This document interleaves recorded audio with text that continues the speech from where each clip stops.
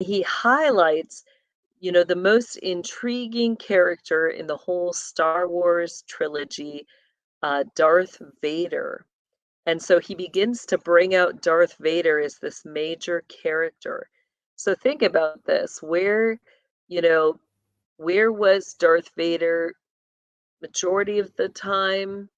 You know, this is a real individual he's speaking about. He was at Chicago Military Base. And he says that Vader is defined as a magician, um, with the purpose or with a purpose entirely beyond mere power politics.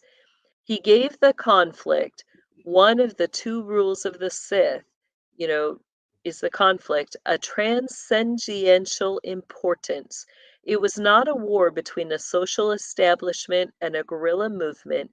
It was a contest between the forms of what humans vaguely sense as good and evil. So, what does he mean by magician? All throughout his career, Aquino defines magic in two ways.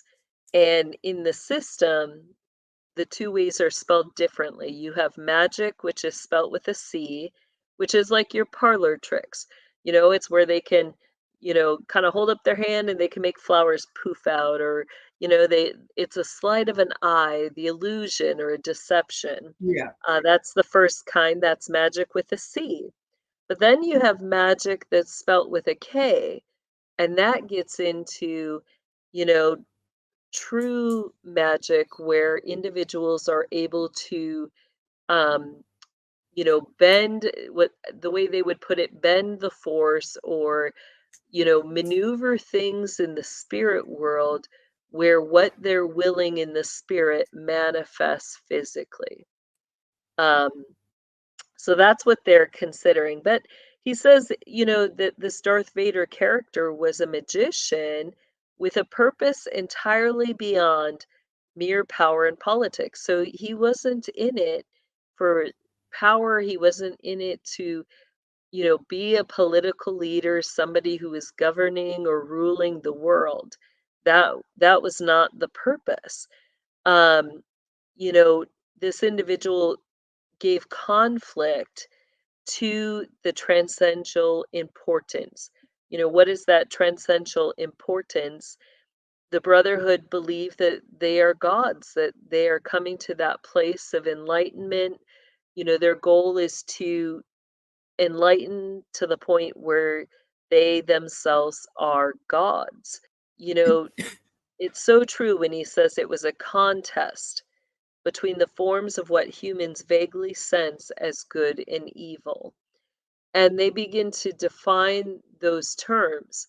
The first thing, he wants you to see is that this Darth Vader was not necessarily a villain.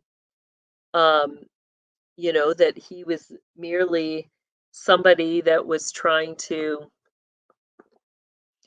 um, in the midst of that contest between good and evil. So he says the good or the light side, which he defines in the book, he starts to bring out and define characters. So in the book you have Darth Vader who's connected to the dark side. I would say yes, this individual Darth Vader was dark side. He was part of the Order of the Phoenix as well as the Order of Melchizedek. It's interesting. He brings out, you know, that there were several Darth Vaders, which is true. I've brought out four of them so far in our conversations in the past. We've talked about the four Ps, the priest, the prophet, the Pindar, and the Phoenix. Each of them were considered a Darth Vader working with the Empire. Um, so you've had some of those who have sided completely with the light side, but really they were in positions where they were working with both sides. He gets into what the Darth Vaders represent, and he said that they represent the principle, the foundational truth or foundation system the constructs for the intellectual separateness from the inertia of the universe. This enables a body to oppose active agents such as forces and torques. So, what is he basically saying there? What are forces? Forces are physical and spiritual strength or energy. So that's, our natural energy, natural abilities. A torque is a measurement of that force. So, what does the Darth represent? It represents somebody who intellectually, with their mind, can create that inertia using pulling it from the universe um, to create a force, a physical output of spiritual strength and energy that can be measured.